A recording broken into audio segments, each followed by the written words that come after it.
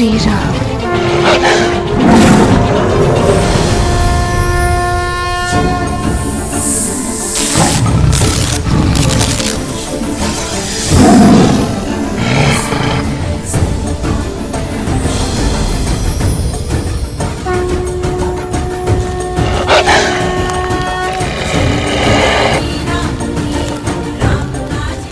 एक बार दान देने के लिए मर्यादा की रेखा पार की थी मैंने। नियति ने खेल ही ऐसा खेला था, पर मेरे पति, मेरे श्री राम ने मुझे ज्ञान दिया था कि शुभ कार्य के लिए भी धर्म की मर्यादा नहीं तोड़ी जाती। प्रभु, मुझे मेरे प्रश्नों के उत्तर चाहिए। प्रभु,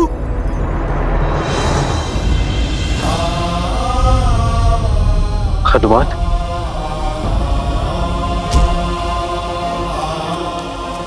प्रभु,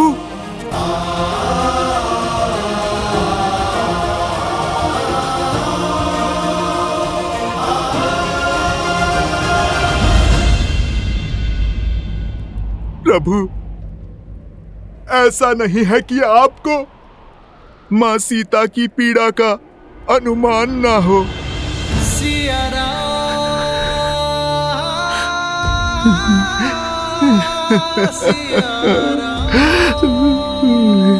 प्रभु, ये भक्त भगवान के निर्णय पे प्रश्न नहीं कर रहा। आप केवल मुझे इतना बता दीजिए कि आप कहां से लाए हैं इतनी शक्ति, इतना सामर्थ्य कि मैया को त्याग करके भी किस प्रकार आपके ये प्राण टिके हुए हैं प्रभु।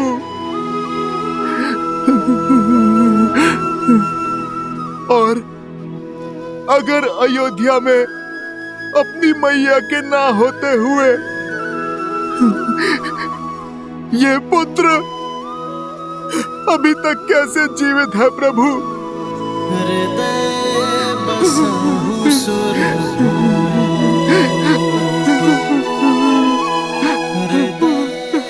प्रभु,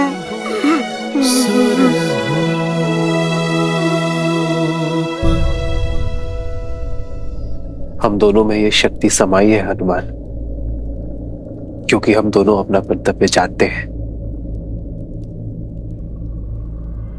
और उसे निभाना भी।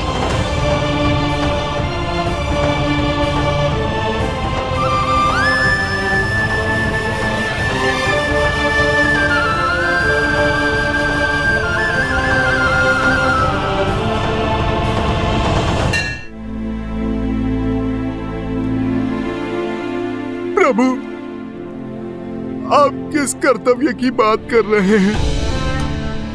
अपनी सबसे शुद्ध धरोहर को खोकर क्या धरोहर देंगे आप प्रजा को प्रभु? शुद्धि की गंगा को इस अयोध्या से बाहर भेजकर कैसे होगी अयोध्या शुद्ध? कल जो लोग धीमी ध्वनि पर मेरी माता पर लांछन लगा रहे थे, वही लोग चीख चीख कर खुलकर उन्हें अनुचित कह रहे हैं।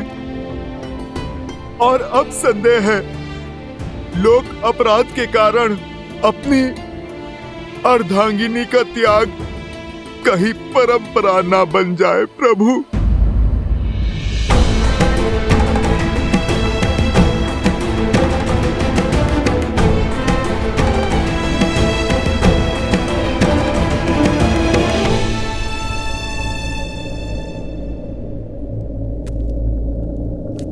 कल सूर्योदय तक धैर्य रखो हनुमान। कल सूर्योदय की पहली भोर के साथ मैं नगर को संबोधन करूंगा,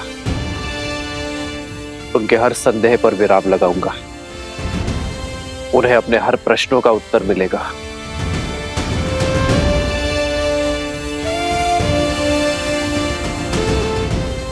कल भोर राम राज्य की यात्रा का आरंभ होगा।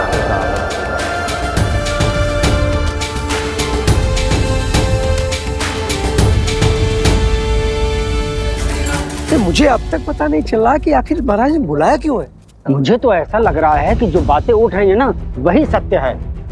महारानी सीता का त्याग कर चुके हैं महाराज, वही बताने के लिए बुलाया गया है।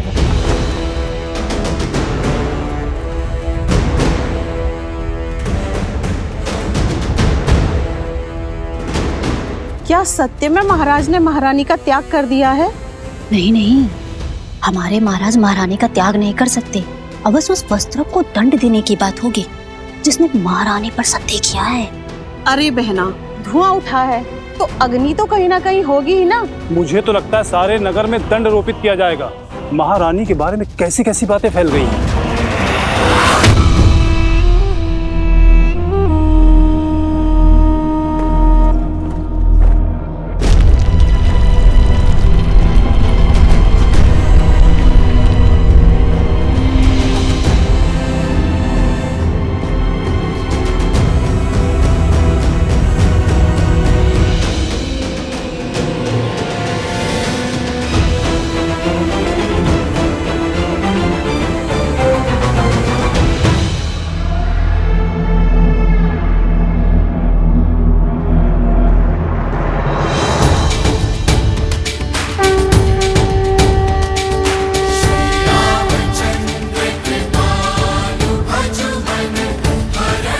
सियावर रामचंद्र की, सियावर रामचंद्र की, सियावर रामचंद्र की, सियावर रामचंद्र की।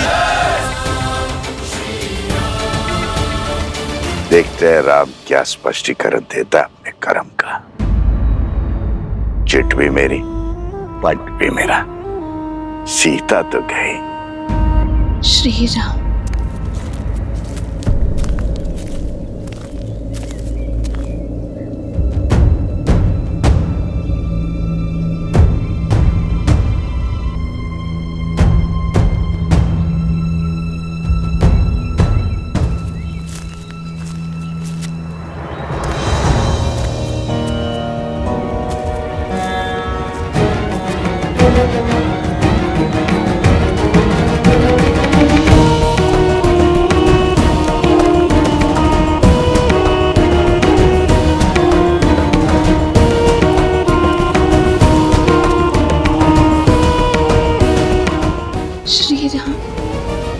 इस भूमि पर सबसे अधिक पूजनीय होती है नारी, क्योंकि नारी के त्याग की कोई समानता ही नहीं। अपने पिता की छत्रछाया में अपनी मां की ममता को त्याग कर अपने पति के वंश की वृद्धि हेतु वो उसके घर आती है। भविष्य को जन्म देने के लिए अपना सत्व, अपनी शक्ति बलिदान कर देती है। फल देने वाले वृक्ष भी सेवा मांगते हैं, समय पर खाद, सिंचाई, देखभाल मांगते हैं। एक नारी अपनी पति से, ससुराल से, समाज से केवल मित्रता और सम्मान की आशा रखती है, पर उसे यह भाव भी नहीं मिलता। पत्नी अपना समर्पण, अपना अस्तित्व, अपना सर्वस्व पति के चरणों में अर्पण कर देती है। पग पग पर अपने पति का साथ देती है। पति राजा से रंक बन जाए तब भी उसका साथ नहीं छोड़ती। वनवास के हर कंटक को अपने पति के साथ सहती है। महाराक्षसों और राक्षसों के कारागार में जीवन की हर असहनीय कष्ट को भोगते हुए भी वो अपने पति के प्रेम की रेखा नहीं छोड़ती।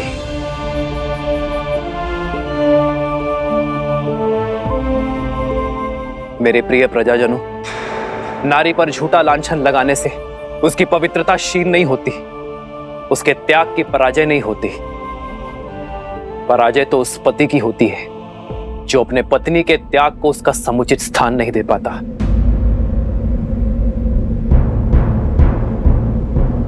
मैं इक्ष्वाकु वंशज अयोध्या नरेश दशरथ पुत्र राम रघुकुल का मुकुट सर पर धारण कर आज आपके सामने खड़ा ये स्वीकार करने के लिए कि मैं पराजित हो गया।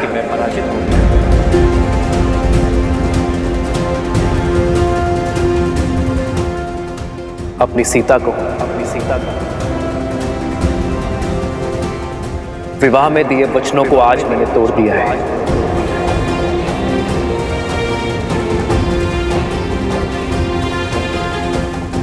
रावण के देश में जाकर अपना शौर्य दिखाकर मैंने सीता की रक्षा की, किंतु अपने ही अयोध्या में फैले कुविचारों के दानव से, संदेह के व्यू से मैं अपने प्रिय पत्नी की रक्षा न कर सका। आज राजा राम की विजय के लिए राज सिंहासन का कर्तव्य निभाने के लिए आज मैं अपनी सीता को अयोध्या से हार बैठा।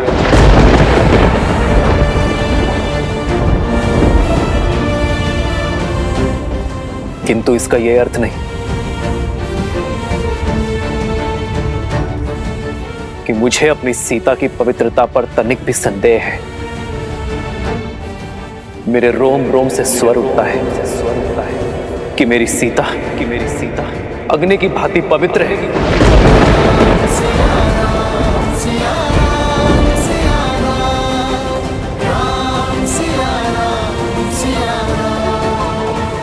विचित्र है ना, जिसकी पवित्रता की साक्षी में स्वयं अग्निदेव खड़े रहे, उसका ये निष्ठुर पति उसके साथ खड़ा न रह सका, जिसने संग वन में गमन किया। मैंने उसे ही एकाकी गर्भावस्था में वनवास भेज दिया। मेरे स्वर्गीय पिताश्री महाराज दशरथ ये कहा करते थे कि सिंहासन यज्ञ वेदी के समान होता है, और आज सिंहासन की इस वेदी पर मैंने सीता की सुखों की आहुति दे दी है।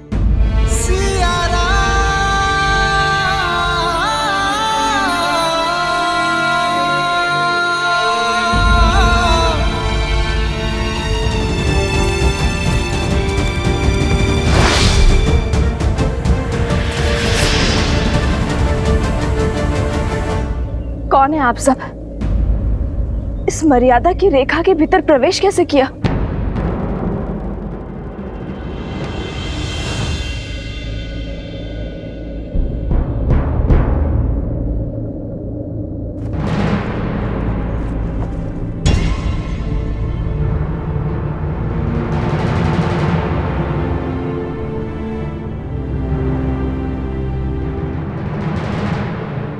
पर अब कुछ नहीं हो सकता। धनुष से बाण निकल चुका है। ये धूल देख रहे हैं आप? ये धूल एक ही क्षण में उड़ जाएगी, वातावरण में समा जाएगी, आपके श्वास में बस जाएगी।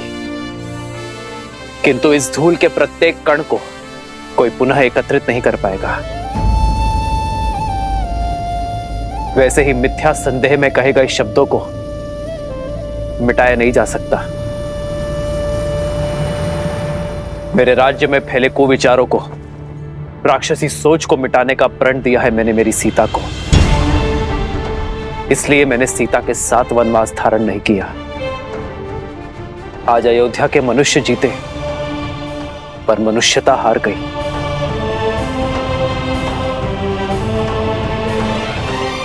और इसी शोक में ये महल, ये नगर मेरे लिए वनवास है। हमसे भूल हो गई महाराज, हमें क्षमा कर दीजिए। हमसे बहुत बड़ा अनर्थ हो गया महाराज, हमें क्षमा कर दीजिए, हम सबको क्षमा कर दीजिए महाराज। महारानी सीता को लौटा लाइए महाराज, उनका त्याग ना कीजिए। लौटा दीजिए महाराज, लौटा दीजिए महाराज, लौटा दीजिए महाराज, लौटा दीजिए महाराज, लौटा दीजिए महाराज, लौटा दीजिए महाराज, लौटा दीजिए महाराज, लौटा दीजिए महाराज।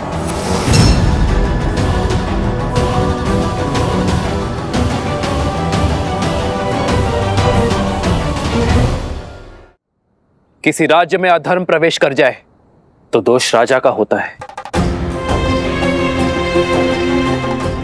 मैं अपनी प्राण शक्ति के बिना रहूं यही मेरा प्रायश्चित है।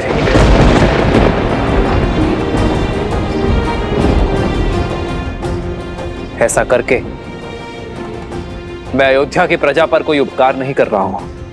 यही तो राजा रानी का कर्तव्य है। आप केवल यह स्मरण रखें कि बुरे विचारों की औषधि शब्दों में नहीं, आचरण में है। इसलिए आपके राजा तथा आपकी रानी ने अपने आचरण से प्रमाण देने का निश्चय किया है। जो धूल बिखर गई है, उनके कणों को पुनः एकत्रित नहीं किया जा सकता, किंतु भविष्य में वो धूल फिर ना उड़े, इसका प्रयत्न अवश्य किया जा सकता है। भूल सुधारी जा सकती है, पाप नहीं। पाप से केवल सीख ली जाती है। आपके हृदय में जिस संदेह ने प्रवेश किया है, अब उसका त्याग कर दो। अपने भीतर बस रहे अधर्म का त्याग कर दो। यदि एक महारानी के बलिदान का प्रायश्चित करना है, तो समस्त अवध राष्ट्र में ज्ञान और मर्यादा का विस्तार करो।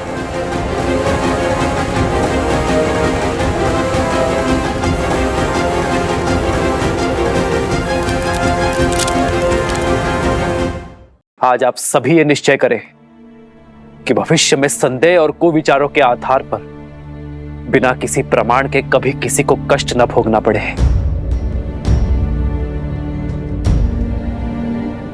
अपने अपनों से विरह की पीड़ा ना सहनी पड़े। मेरी सीता के बलिदान का यही तर्पण होगा। अपने महाराज को विजय बनाने का यही मार्ग होगा। मेरी सीता के बलिदान का पुण्य मेरी अयोध्या, मेरी प्रजा को प्राप्त हो। बस यही प्रार्थना ये राजा राम ईश्वर से करता है।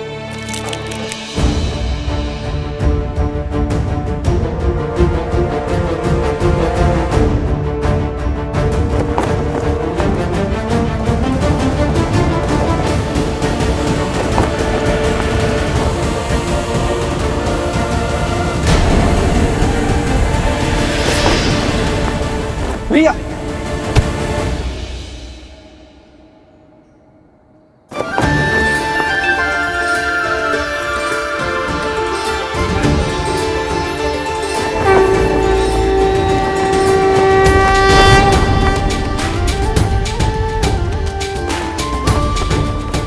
आप सभी निश्चय करें कि अयोध्या का यह ध्वज धर्म का प्रतीक होगा।